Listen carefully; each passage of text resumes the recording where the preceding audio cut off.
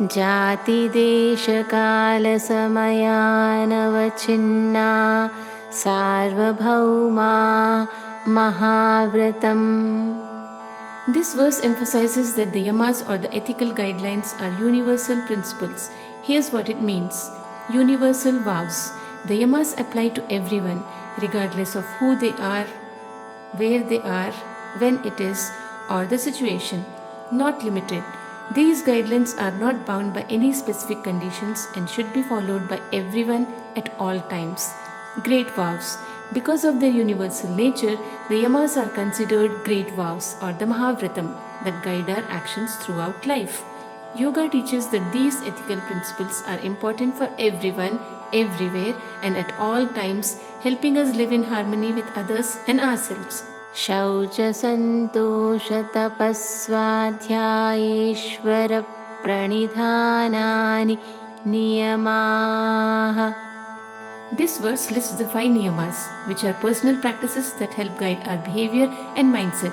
Here's what each one means. Shaucha or cleanliness, keeping both our body and mind clean, free from clutter and negativity.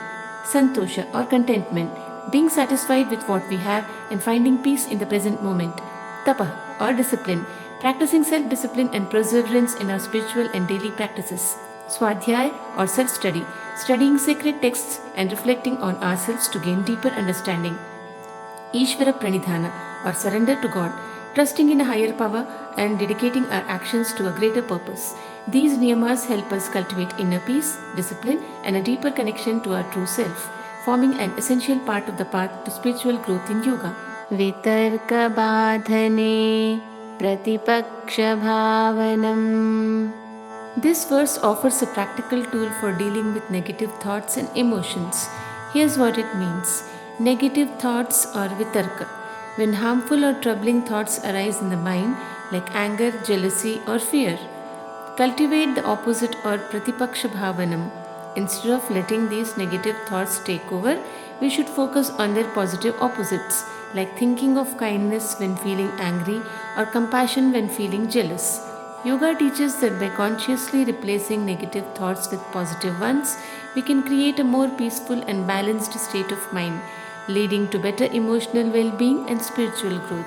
Vitarka himsadaya kritakaritanumodita lobha krodha moha purvaka mrudumadhyadhimatra dukkha jnananantaphala iti pratipaksha bhavanam.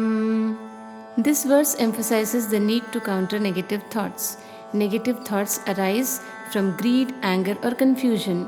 These thoughts lead to suffering, whether mild, moderate, or intense. To overcome this, we should replace negative thoughts with positive and opposite ones.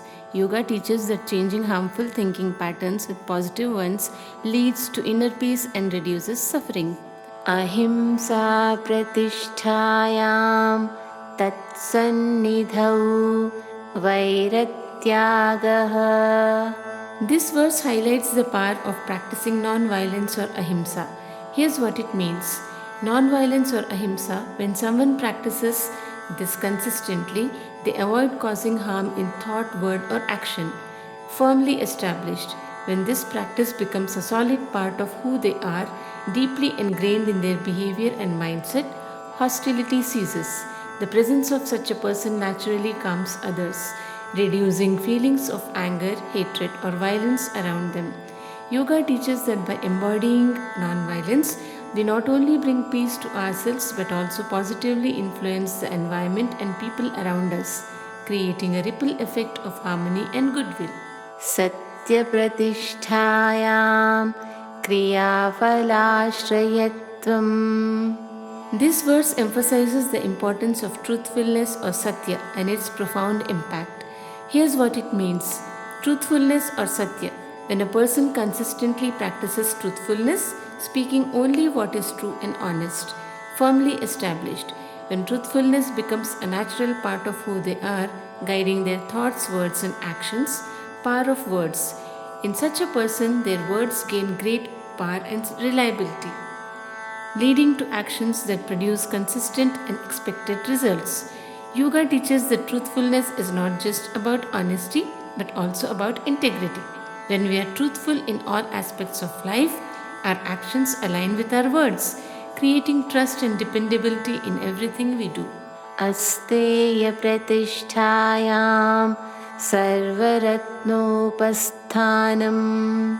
This verse highlights the benefit of practicing non-stealing or asteya. Here's what it means. Non-stealing or asteya, when a person avoids taking anything that doesn't belong to them, including material items, ideas, or time. Firmly established, when this practice becomes a deep part of their character, influencing all their actions, attraction of wealth.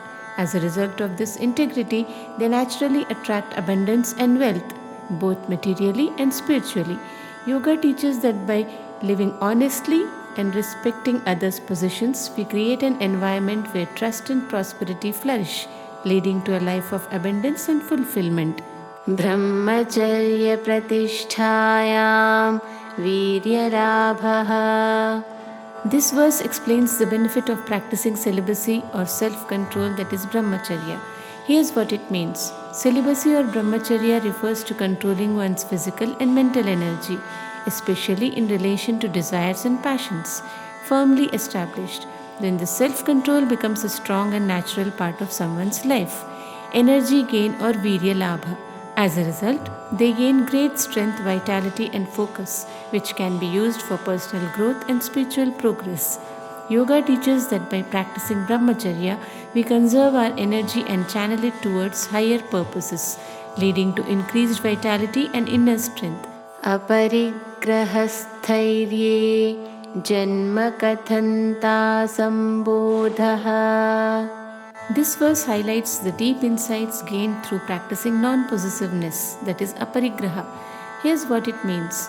Non-possessiveness, aparigraha, means not being attached to material possessions or greed, living simply and without excess, firmly established. When this detachment becomes a solid part of one's life and mindset, knowledge of lives. As a result, person gains deep understanding and insights into the nature of their past and future lives, helping them understand their life's purpose and journey. Yoga teaches that by letting go of attachment to material things, we free our minds and open ourselves to deeper wisdom and spiritual knowledge, leading to a greater understanding of our true self and life's purpose. शौचात् स्वाङ्गजुगुप्सा परैरसंसर्गः. This verse explains the effects of practicing cleanliness or Shaucha. Here's what it means. Cleanliness or Shaucha refers to keeping both the body and mind pure and clean. Distaste for the body. As one becomes more clean and pure, they may start to see the body as just a temporary vessel, leading to a natural detachment from its desires and urges. Detachment from others. This purity also leads to less attachment to the physical presence of others, helping one focus on their inner spiritual journey. Yoga teaches that cleanliness is not just about physical hygiene but also about cultivating purity of mind and spirit. By practicing Shaucha, we develop a more profound sense of detachment from physical cravings and focus more on our spiritual growth. Thank you.